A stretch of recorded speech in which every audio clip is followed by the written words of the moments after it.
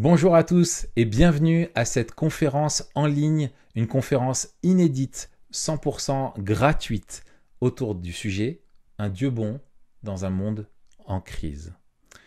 Cette conférence est organisée par les ministères d'Évangile 21, l'AREB, Le Bon Combat, Sola, TGC Canada, toutpoursagloire.com et Revenir à l'Évangile.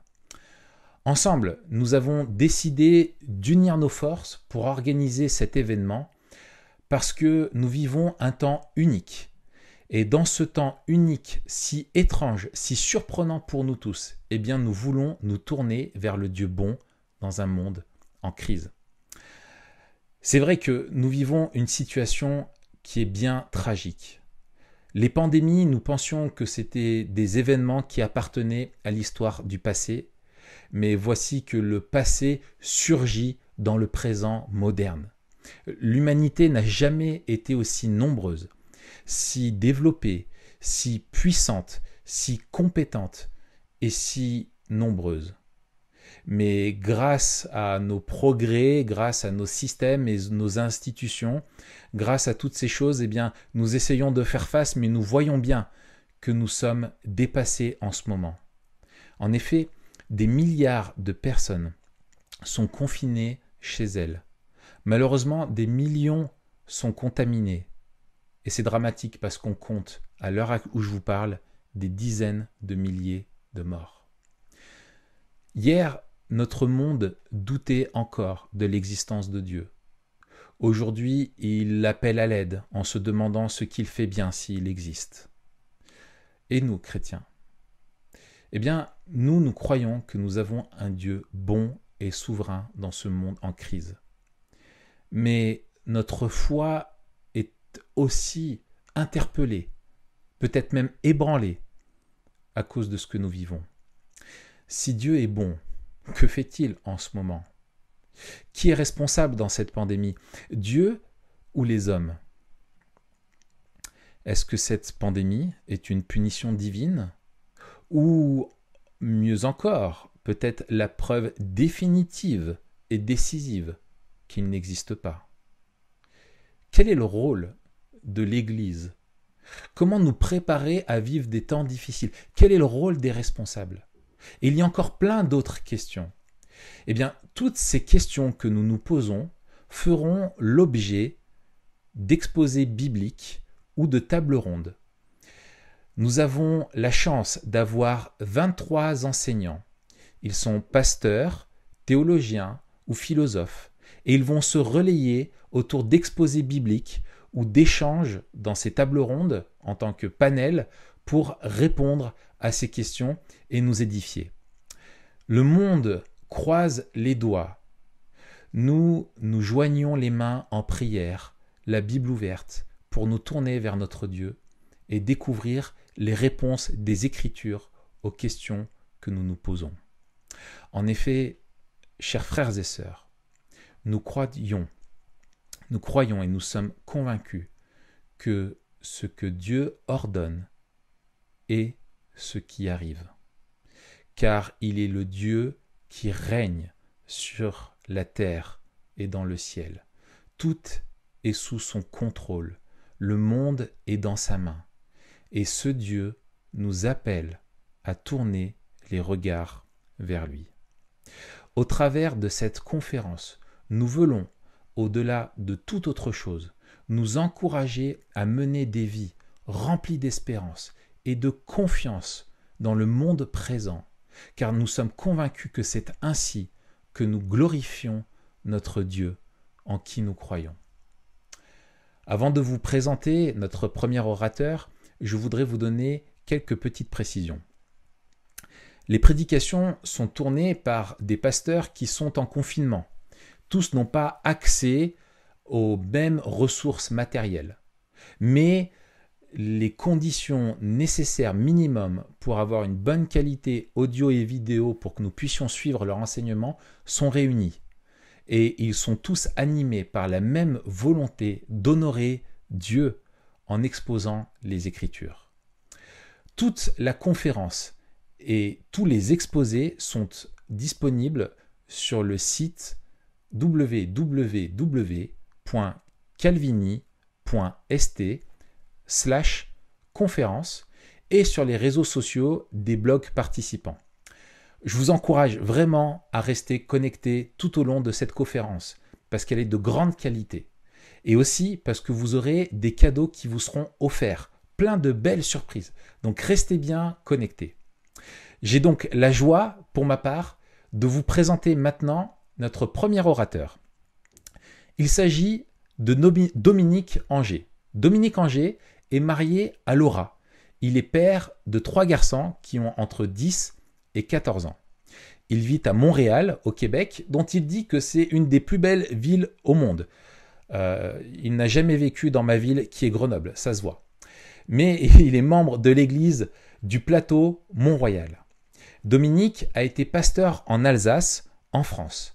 Il a aussi été professeur à l'Institut biblique de Genève, en Suisse, et depuis 4 ans, il est professeur de Nouveau Testament et de théologie pratique à la faculté de théologie évangélique de Montréal, et il est également blogueur sur le site toutpoursagloire.com. Notez qu'il publiera très bientôt un commentaire pratique sur la lettre de Paul aux Éphésiens.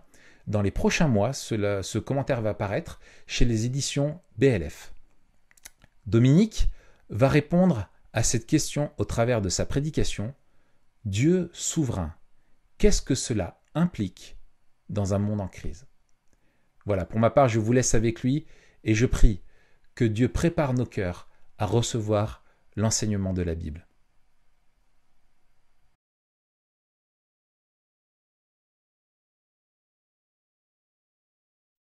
Alors, bonjour à tous.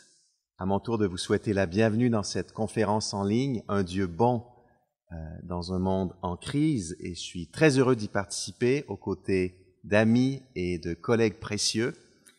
La question à laquelle on s'intéresse dans cette première intervention, c'est la suivante. Dieu souverain, qu'est-ce que cela implique dans un monde en crise? Et pour y répondre, non pas de manière exhaustive, mais plutôt de façon ciblée, je vais me concentrer sur un texte de l'Écriture, le psaume 92. C'est un chant de louange pour le peuple de Dieu réuni le jour du sabbat. Je vous propose donc non pas de disserter sur le thème de la souveraineté de Dieu, mais plutôt de célébrer avec vous, dès le début de cette conférence, le règne souverain de notre Père aimant. Au fil de notre parcours de ce psaume 92, j'aimerais qu'on puisse l'adorer ensemble. Nous qui sommes dispersés à travers la francophonie, mais réunis autour d'un même Dieu et de sa parole. Vous vous dites peut-être, mais Dominique, le monde est en crise et tu veux nous parler aujourd'hui d'adoration? Eh bien oui, l'épreuve est une occasion en or, non seulement de supplier Dieu, mais aussi de l'adorer. Je n'oublierai jamais ce jour lors de mon premier stage pastoral, c'était ici au Québec. J'étais étudiant en fac de théologie près de Chicago et je revenais passer les vacances au Québec. Et cet été-là, je faisais un stage dans mon église d'origine sous la direction du pasteur François Picard. Et tous les deux, on a rendu visite à un homme de l'église qui traversait des difficultés, des épreuves vraiment très intenses. Et à un moment, mon pasteur formateur lui a offert un cadeau, un livre de cantiques. Il l'a encouragé à chanter les louanges de Dieu à l'aide de ce livre, non pas pour célébrer l'épreuve en soi, bien entendu, mais plutôt pour glorifier le Dieu souverain qui reste sur le trône, même quand nous traversons les pires difficultés. Lisons le psaume 92. Psaume à chanter le jour du sabbat. Il est bon de louer l'Éternel, de te célébrer par des chants au Très-Haut et de proclamer dès le point du jour ton amour, tout au long des nuits ta fidélité sur la cithare à 10 cordes, sur le luth et sur la lyre. Ce que tu fais, Éternel, me remplit de joie et j'acclamerai les ouvrages de tes mains. Que tes œuvres sont grandioses, Éternel, que tes pensées sont profondes. L'insensé n'y connaît rien, le sot ne peut les comprendre. Si les malfaisants croissent comme l'herbe, si tous les méchants sont si florissants, c'est pour périr à jamais. Mais toi, tu es tout là-haut, Éternel, pour toujours. Car voici tes ennemis, Éternel, car voici tes ennemis périssent, et tous ceux qui font le mal seront dispersés. Mais tu me remplis de force, je suis comme un buffle, je me suis enduit d'huile fraîche, je regarde tous mes détracteurs, j'entends tous mes adversaires qui s'emploient au mal, car les justes poussent comme le palmier, ils grandissent comme un cèdre du Liban. Bien plantés dans la demeure de l'Éternel, ils fleurissent sur les parvis du temple de notre Dieu. Ils seront féconds jusqu'en leur vieillesse, et ils resteront pleins de sève et de vigueur. Ils proclameront combien l'Éternel est droit. Il est mon rocher. On ne trouve en lui aucune injustice. Prions. Père, nous te demandons de toucher notre cœur par ta parole et de nous montrer tout à nouveau à quel point tu es souverain et à quel point tu es bon. Au nom précieux de Jésus, notre Sauveur. Amen. Le verset le plus important de ce psaume, c'est le verset 9. « Mais toi, tu es tout là-haut, Éternel, pour toujours. » C'est le verset le plus court du psaume et c'est aussi celui qui se trouve en plein cœur du passage. Comme le soleil est au centre du système solaire, le verset 9 est au cœur de ce chant. Tous les autres versets gravitent autour de la déclaration du verset 9. Ce que nous apprend ce centre, c'est ceci: malgré les apparences ici-bas, Dieu règne tout là-haut pour toujours. Mais toi, tu es tout là-haut, Éternel, pour toujours. Élevons nos regards et reconnaissons que malgré les apparences ici-bas, Dieu règne tout là-haut pour toujours. Dieu est donc au-dessus de sa création, au-dessus de l'univers, au-dessus de notre réalité terrestre, au-dessus des conditions politiques, économiques, environnementales, sociétales et sanitaires auxquelles nous sommes soumis, au-dessus des joies et des douleurs que nous éprouvons, au-dessus du coronavirus et de ses effets dévastateurs sur la santé humaine. Même ce virus qui nous rappelle douloureusement que nous vivons dans un monde déchu, un monde tristement et sévèrement affecté par les effets de la chute et du péché, même ce virus ne prend pas Dieu par surprise et n'échappe pas à son contrôle souverain.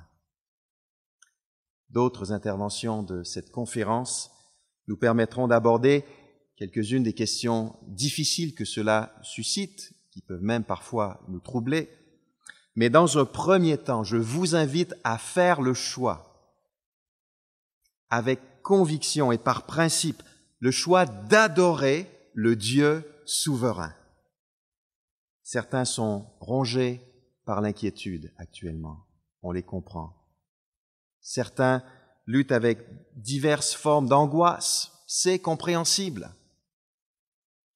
Mes frères et sœurs, s'il vous plaît, prenons quelques minutes pour contempler la personne de Dieu, pour célébrer son règne qui comporte, oui, des aspects qui nous dépassent, pour nous délecter de son contrôle absolu et bienfaisant. La vérité centrale du verset 9 a trois implications de la souveraineté de Dieu dans un monde en crise. Première implication, parce que Dieu règne tout là-haut pour toujours, qu'il est bon de le louer jour et nuit. Versets 1 à 6. Commençons par le titre du psaume qui se trouve au premier verset, psaume à chanter le jour du sabbat. Le jour du sabbat, c'était pas seulement l'occasion de se reposer, mais c'était aussi un jour de fête, un jour de célébration pour les Israélites. Et ce psaume était utilisé pour la célébration sabbatique au temple.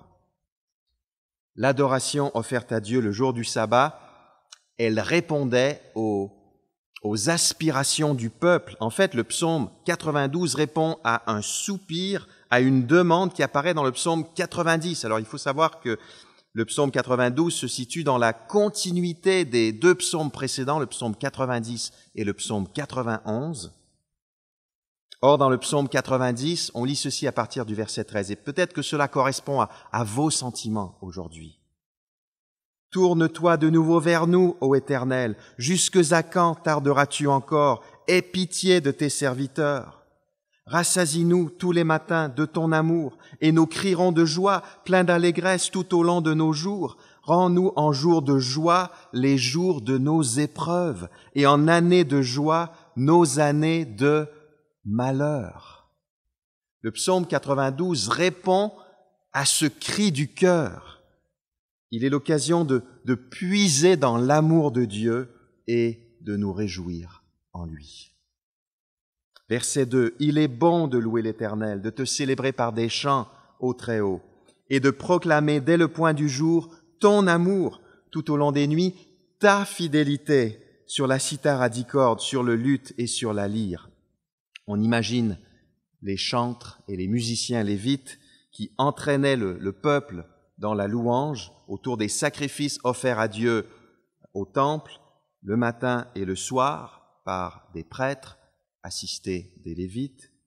Mais notez bien ceci, quand on reconnaît que Dieu est tout là-haut, on découvre qu'il est bon de le louer par nos chants. Verset 2, « Il est bon de louer l'Éternel, de te célébrer par des chants au Très-Haut. » Le troisième mot de ce verset est crucial, le mot « bon ».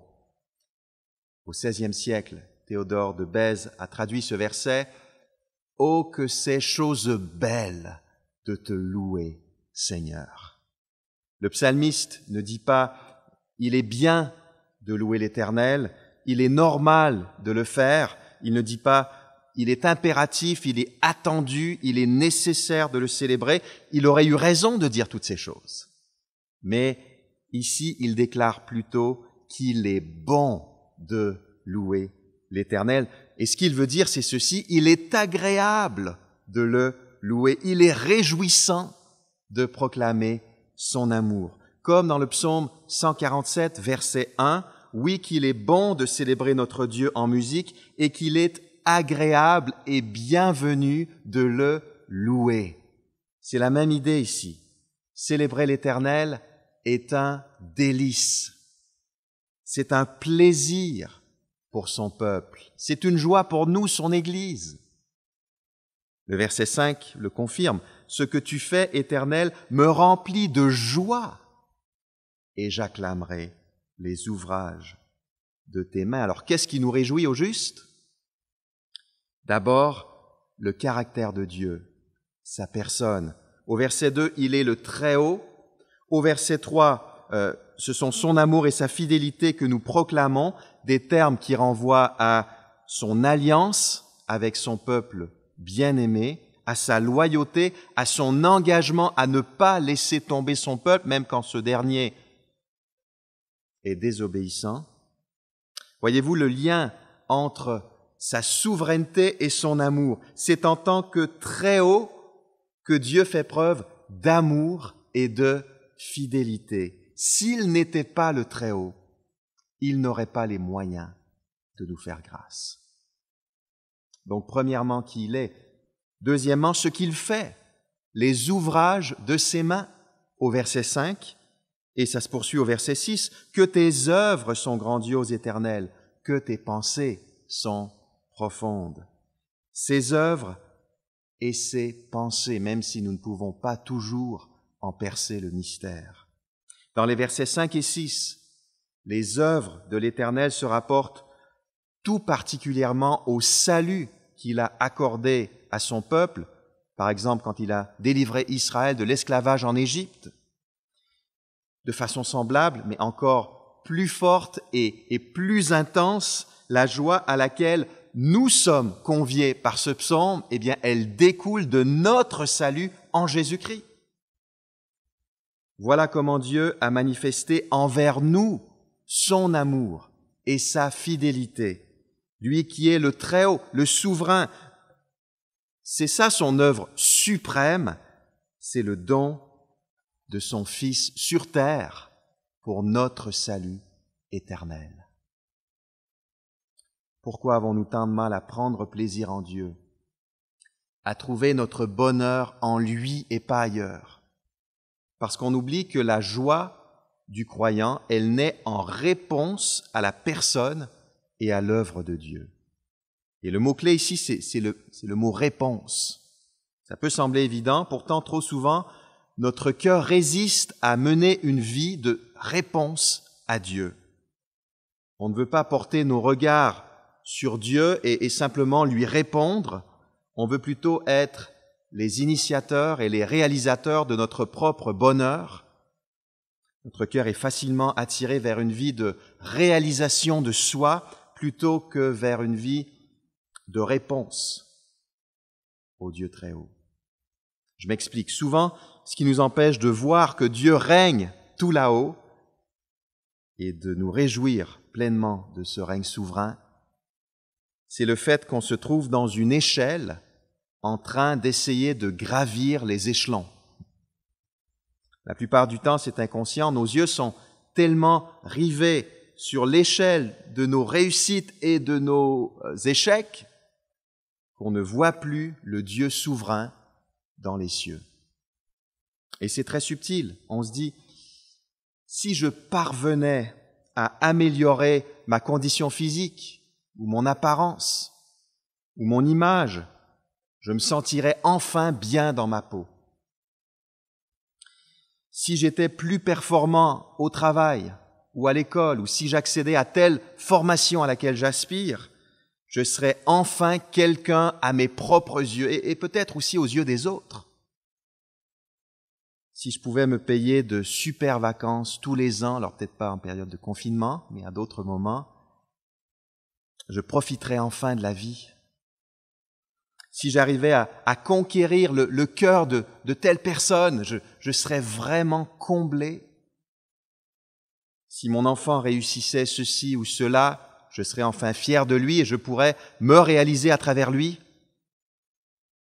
Si j'accumulais un peu plus d'argent ou si je possédais tel bien, j'aurais atteint mes objectifs financiers et je pourrais souffler un peu. On se retrouve dans toutes sortes d'échelles. Tantôt on monte, tantôt on redescend. Quand on monte, notre satisfaction augmente. Quand on redescend, elle diminue. Et en plus, quand je me trouve dans une échelle, la grande tentation, c'est quoi? C'est de regarder autour de moi pour voir où je me situe par rapport aux autres qui sont aussi dans leur échelle. Si je suis plus haut qu'un tel, un sourire apparaît sur mon visage. Si je suis plus bas que telle autre personne, c'est plutôt décourageant, déprimant. À notre insu, on est constamment rongé par deux questions. Qu'est-ce que je vaux et qu'est-ce que les autres pensent de moi? Le problème, c'est que notre vie passée dans l'échelle de l'accomplissement de soi, elle ne garantit absolument pas la joie. C'est une vie extrêmement fragile. Du jour au lendemain, tout peut basculer, tout peut changer et ça ne dépend pas toujours de nous. Parfois, des circonstances adverses apparaissent et en un coup de vent, on tombe en bas de l'échelle. Mon identité et mon bonheur viennent d'éclater en mille miettes. Dans cette crise du coronavirus, deux des biens les plus précieux aux yeux de notre génération sont menacés, la santé physique et la santé financière. Si notre joie dépend de ces choses, elle n'est pas garantie et elle est peut-être déjà disparue pour certains. L'auteur du psaume 92 n'est pas dans une échelle, mais il se trouve dans un observatoire. Il regarde vers le haut, vers le ciel, comme en astronomie.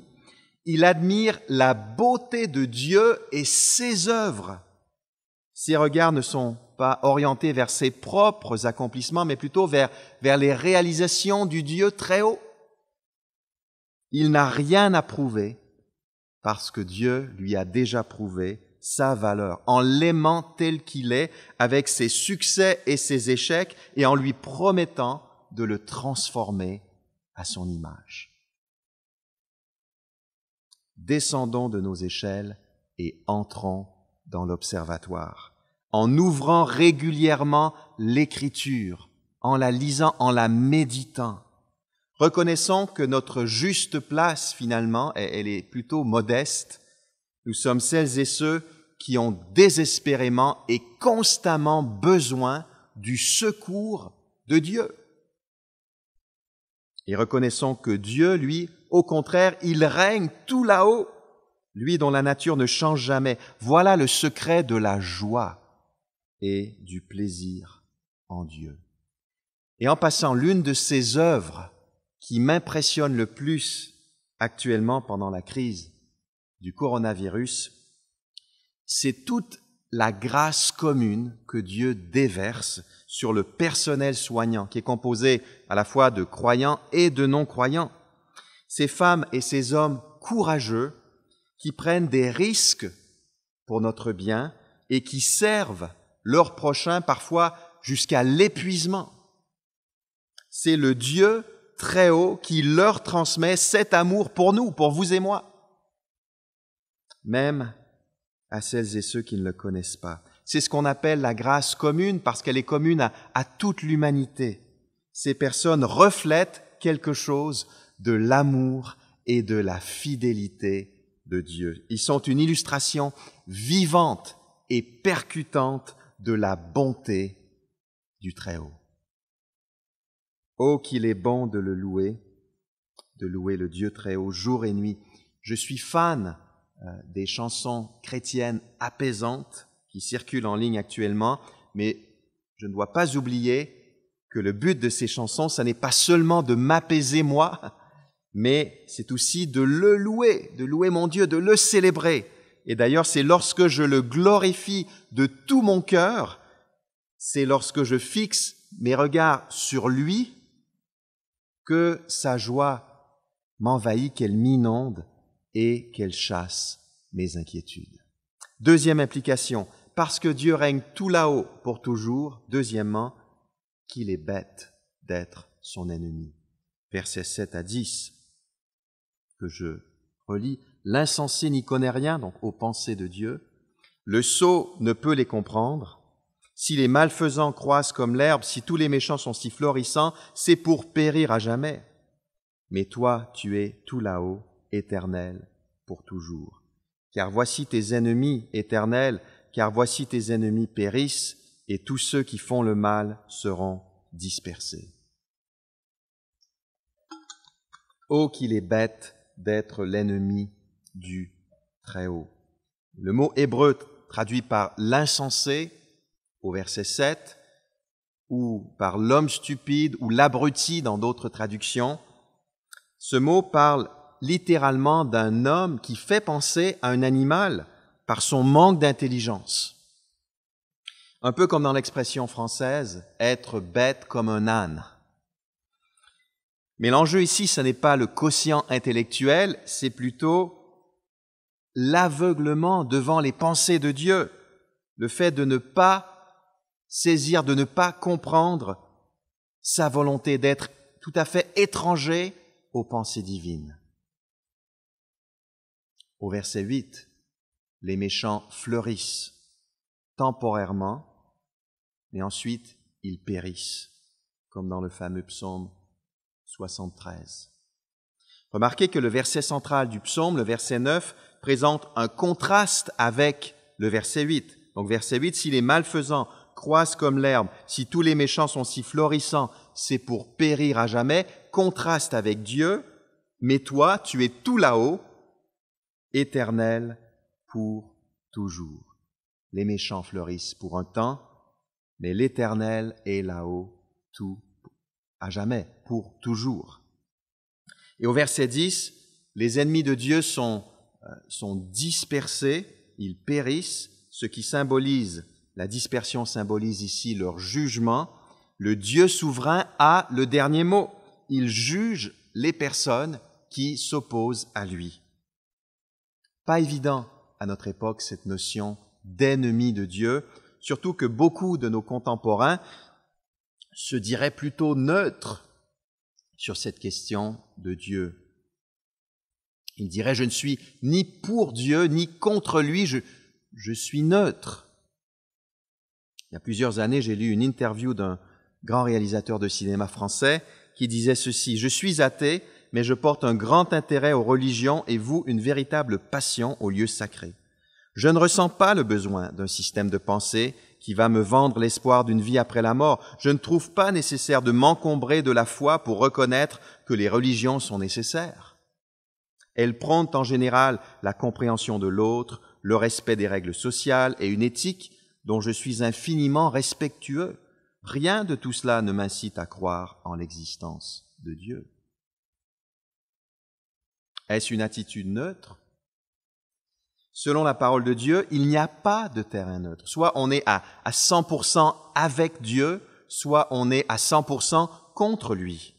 La neutralité est une illusion, peut-être l'une des illusions les plus sournoises de notre époque. Quelle mauvaise surprise le jour où les méchants qui fleurissent et s'épanouissent feront face au jugement final et périront à jamais. Qu'est-ce que la condamnation finale sinon la fin de l'opposition ouverte au Dieu souverain et de l'indifférence à son règne? L'expérience des conséquences terribles de cette rébellion. Je viens de terminer la lecture d'une biographie très poignante de Christopher Hitchens, le célèbre athée britannique mort d'un cancer en 2011. L'auteur du livre est un chrétien qui était un ami proche de Hitchens et qui nous présente un aspect peu connu de la vie de cet athée, une certaine ouverture à l'égard du christianisme, surtout vers la fin de sa vie. Alors, la question de sa conversion ou non sur son lit de mort reste ouverte. Il n'y a pas tellement d'indices qui pointent dans cette direction. Mais ce chrétien, dans le cadre d'une relation, d'une amitié solide avec Hitchens, ils ont fait des voyages ensemble, un jour, il a saisi l'occasion, une occasion unique qui lui était donnée d'être extrêmement direct avec cet homme. Hitchens lui a demandé de quelle manière il priait pour lui depuis qu'il a appris que Hitchens avait un cancer incurable. « Qu'est-ce que tu demandes à ton Dieu pour moi ?» Et ce chrétien a répondu, « La priorité de Dieu, ce n'est pas ta santé ou ton confort matériel. Je crois que Dieu, en t'accordant cet aperçu de ta mortalité, te donne une chance. Plutôt que de t'entraîner dans l'autre monde en te tirant par le collet, il vient d'obtenir toute ton attention et il te pose la question une dernière fois, es-tu certain de vouloir me faire face avec cette attitude? Et la réponse de Hitchens a été de garder le silence. Chers amis, puisse le Dieu souverain, par ce coronavirus, par cet aperçu de notre mortalité, puisse-t-il attirer l'attention de nombreuses personnes qui jusqu'à maintenant lui résistent, qui le rejettent, qui l'ignorent. Je me réjouis d'entendre que des non-croyants assistent à des rencontres d'église en ligne alors qu'ils n'oseraient peut-être pas mettre les pieds dans un bâtiment d'église. Que Dieu les sauve, que Dieu touche leur cœur. Dans le psaume 92, une ligne de démarcation très claire est tracée entre deux groupes. Il y a les méchants et il y a les justes. Les deux groupes sont mis en contraste de façon saisissante, un peu comme dans le premier psaume. On reparlera du deuxième groupe dans un instant. En réalité, ces deux groupes, ils représentent les deux réponses possibles à la personne de Dieu et à ses œuvres. Avant de passer à mon troisième et dernier point, j'aimerais proposer 4 précisions rapides sur le fait qu'il est bête d'être son ennemi. Première précision, même si nous ne faisons pas partie des ennemis de Dieu, il nous arrive de nous comporter comme si c'était le cas. Chaque fois que je ne reconnais pas sa souveraineté ou que je ne me soumets pas à son règne, alors je me comporte comme si j'étais un ennemi de Dieu. Dans cette crise sanitaire, est-ce que j'essaie d'être autosuffisant, de me débrouiller tout seul, de faire à ma tête? Ou est-ce que je m'applique à l'honorer et à le célébrer régulièrement, à lui exprimer ma dépendance totale envers sa bonté? Deuxième précision, il est parfois évident qu'une personne compte parmi les justes ou qu'elle appartient au groupe des méchants. Mais ultimement, Dieu seul connaît les cœurs. Il est Dieu, nous ne le sommes pas. Il connaît le secret des pensées, pas nous. Et on ne peut pas toujours se fier aux apparences. Troisième précision, dans la crise sanitaire actuelle, des justes et des méchants souffrent. De même, des justes et des méchants s'en tirent bien. Alors attention, depuis quelques semaines, on apprend à vivre avec une nouvelle ligne de démarcation qui a sa place dans une situation de crise sanitaire. Il y a les personnes infectées et il y a les personnes épargnées, du moins pour l'instant. Cette ligne de démarcation invisible, elle est palpable dès que vous quittez votre domicile. Il suffit qu'une personne tousse sur le trottoir pour que tous les passants aient le réflexe de se jeter dans la rue, mais attention, les voitures restent dangereuses. Donc cette nouvelle ligne de démarcation, elle est universellement reconnue actuellement et elle est utile, elle est légitime. Alors c'est évident, mais je le dis quand même, bien que Dieu soit souverain aussi sur la diffusion du coronavirus, puisqu'il est au-dessus de toute sa création, cette nouvelle ligne de démarcation d'ordre sanitaire n'a rien à voir avec la ligne tracée dans le psaume 92, qui sépare deux groupes. Alors ne prenons pas la place du Très-Haut et ne proposons pas des interprétations douteuses du genre « si cette personne a succombé au Covid-19, c'est pour telle ou telle raison ». Ce genre de commentaires gratuits ne respecte pas l'unique souveraineté de Dieu, qui ne nous fournit pas toujours les raisons de ce qu'il accomplit sur terre et de ce qu'il permet. Et une quatrième précision, l'épreuve peut être une occasion en or de sonder notre cœur et de choisir notre camp tout à nouveau. Nous avons aujourd'hui une illustration puissante à l'échelle mondiale de la fragilité de deux de nos idoles préférées, la santé et la prospérité financière.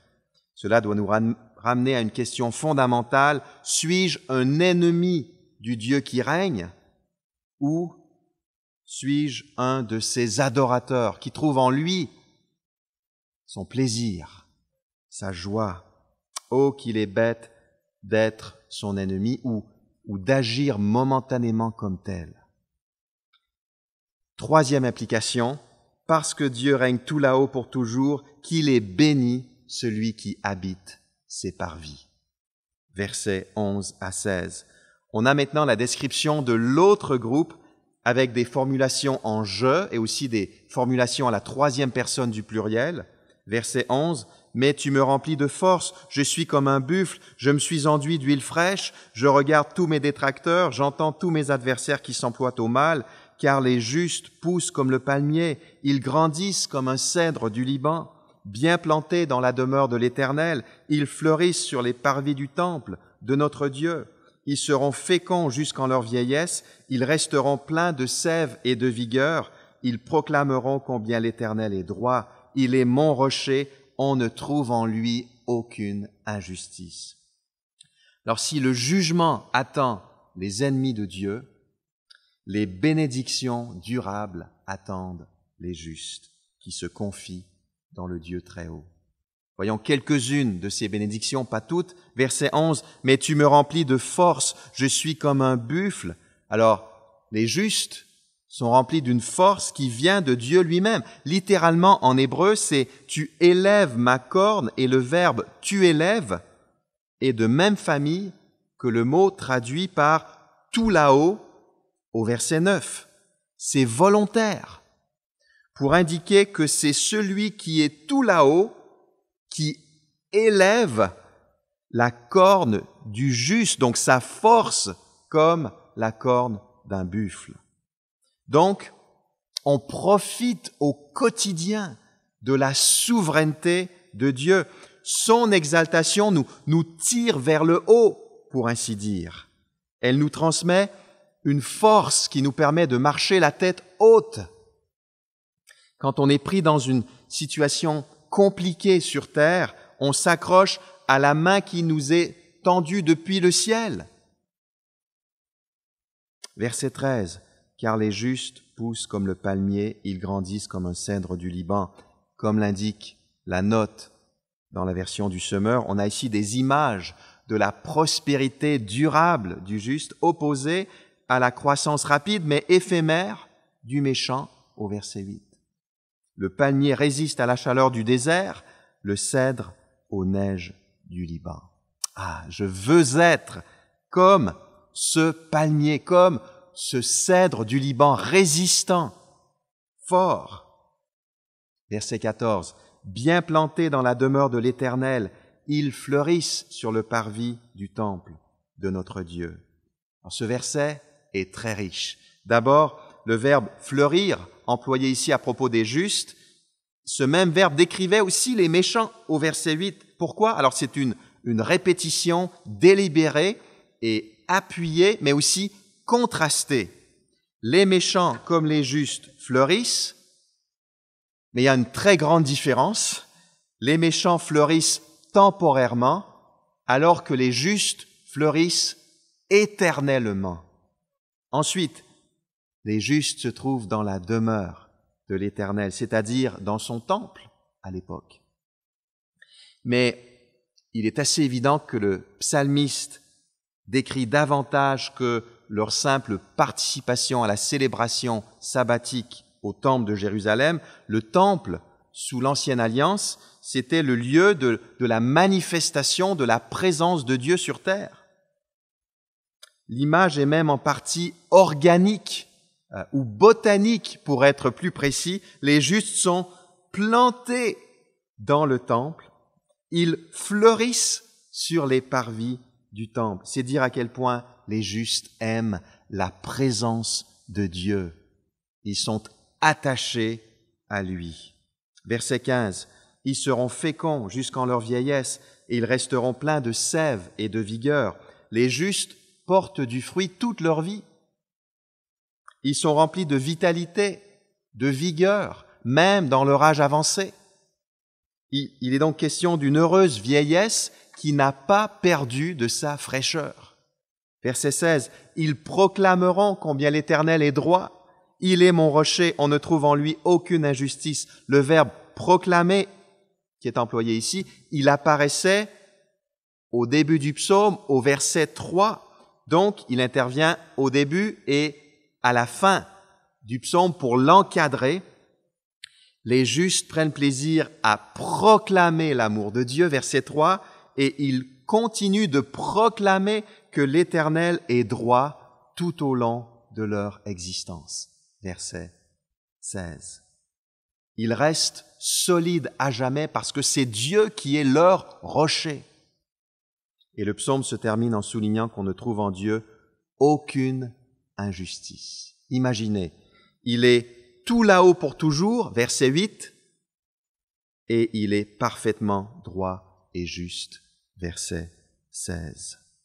Maintenant, quelques mots sur l'ensemble des versets 11 à 16. Qu'il est béni celui qui habite ses parvis. À l'évidence, ces versets contiennent plusieurs images, de belles métaphores, et pour certains justes, ces images se réalisent même sur le plan physique, dans la dernière partie de leur vie terrestre, comme Moïse. D'après Deutéronome 34, verset 7, Moïse était âgé de 120 ans quand il mourut, sa vue n'avait pas baissé, il n'avait pas perdu de sa vitalité. Alors c'est le cas pour certains justes, mais pour tous les justes, ces images désignent leur prospérité spirituelle dans la présence de Dieu ici-bas et pour l'éternité. C'est la vie éternelle déjà amorcée sur terre qui se prolonge à jamais. Qu'est-ce qui me fait dire cela? Eh bien, c'est une vie qui s'oppose à la réalité des méchants qui périssent à jamais, d'après le verset 8. Et le contraire de périr à jamais, eh bien, c'est vivre à jamais. En plus, l'Éternel est tout là-haut pour toujours, on l'a vu au verset 9, eh bien, dans la mesure où les justes tirent leur force et leur vitalité de sa personne à lui,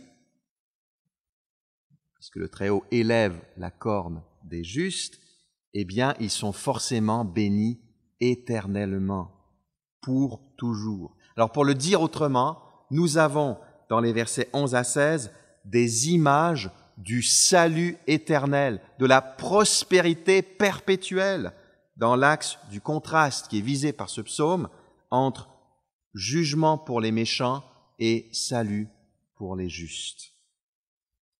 Certains se disaient peut-être, en lisant ces versets 11 à 16, à cause du coronavirus, des justes vont périr, notamment des justes plus âgés. Ils n'expérimenteront donc pas les versets 11 à 16. Au contraire, ils en font l'expérience, comme les chrétiens de tout âge d'ailleurs, quoi qu'il arrive, dans la santé comme dans la maladie, dans la vie comme dans la mort, en Jésus-Christ, le Dieu très haut nous protège et il nous fait prospérer à jamais, même si notre corps est temporairement affaibli, voire vaincu par un virus temporaire. En Jésus-Christ, Dieu nous a bien plantés dans son nouveau temple.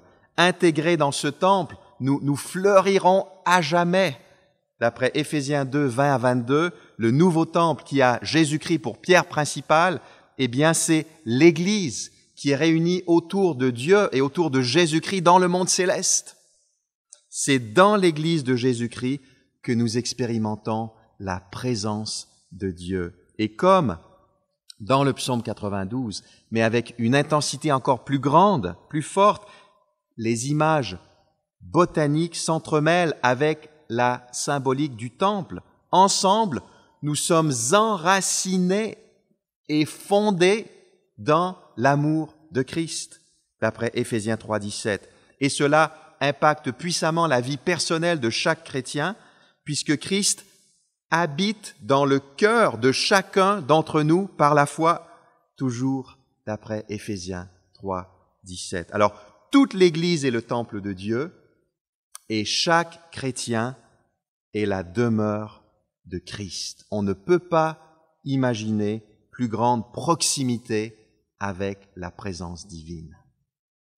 Voilà où se trouve notre bénédiction, tout près du Père et tout près de notre Seigneur Jésus-Christ. Pour le dire autrement, nous qui avons cru dans la bonne nouvelle, nous sommes entrés dans le repos promis par Dieu, d'après Hébreux 4, verset 3. Voilà la célébration sabbatique ultime qu'anticipe le psaume 92. J'aime bien le vieux cantique « Reste avec moi » de Ruben Sayans. Et quelle belle requête de prière pour les chrétiens qui souffrent actuellement. Je vous lis quelques lignes de ce chant. « Reste avec moi, c'est l'heure où le jour baisse, l'ombre grandit, Seigneur, attarde-toi.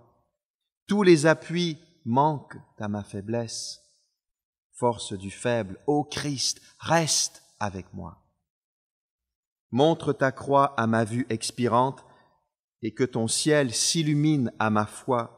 L'ombre s'enfuit, voici l'aube éclatante. Dans la vie et la mort, reste avec moi. » Concrètement, pour expérimenter sa présence et son repos en Église et individuellement, méditons la parole de Dieu qui nous montre Jésus. Méditons l'Écriture, la parole de Dieu qui nous montre Jésus dans toute sa gloire, dans toute sa splendeur. Oh, qu'il est béni celui qui habite ses parvis grâce à Jésus. Dieu souverain, qu'est-ce que cela implique dans un monde en crise? Premièrement, oh, qu'il est bon de le louer jour et nuit. Alors descendons de l'échelle de nos accomplissements et entrons dans l'observatoire qui nous permet de le célébrer.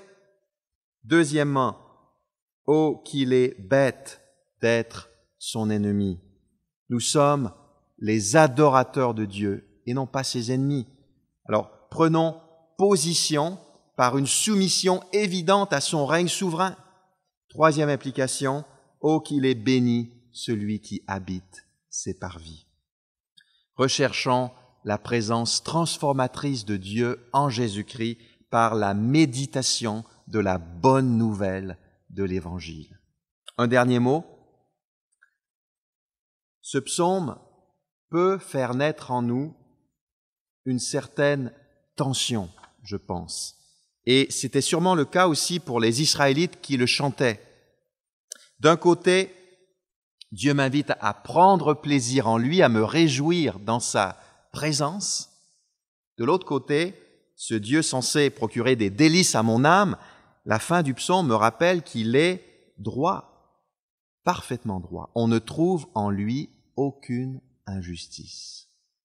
Or, même si j'appartiens au peuple des justes, par la grâce de Dieu, j'hésite à me précipiter à toute vitesse dans la présence du Dieu juste parce que moi, eh bien, je suis coupable de toutes sortes d'injustices. Chers amis, des siècles après la rédaction de ce psaume, Dieu a fait le nécessaire pour que nous puissions le vivre pleinement, sans tension, sans ambiguïté, sans hésitation. Pour être plus précis, Dieu a résolu la tension. Un jour, le Dieu qui règne tout là-haut pour toujours, le Dieu du verset 9, autour de qui gravite l'ensemble du psaume 92, ce Dieu souverain, il est descendu sur terre.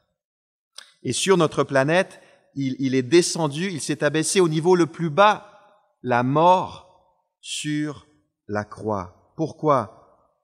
À cause des dernières paroles du psaume. On ne trouve en lui aucune injustice. Alors, parce qu'il ne tolère pas l'injustice, il est mort. Christ est mort pour effacer nos injustices. Pas seulement nos péchés terribles, ce qui serait déjà super, mais aussi nos négligences dans le domaine de l'adoration. Combien de fois je n'ai pas célébré le Dieu très haut comme j'aurais dû le faire. Mais dans la mesure où Christ est aussi mort pour mes manquements d'adorateur, je peux le louer plus passionnément que jamais. Je vous invite à le faire tout au long de cette conférence. Prions. Père Céleste, nous voulons t'adorer parce que tu es le souverain, le Dieu très haut qui règne pour toujours.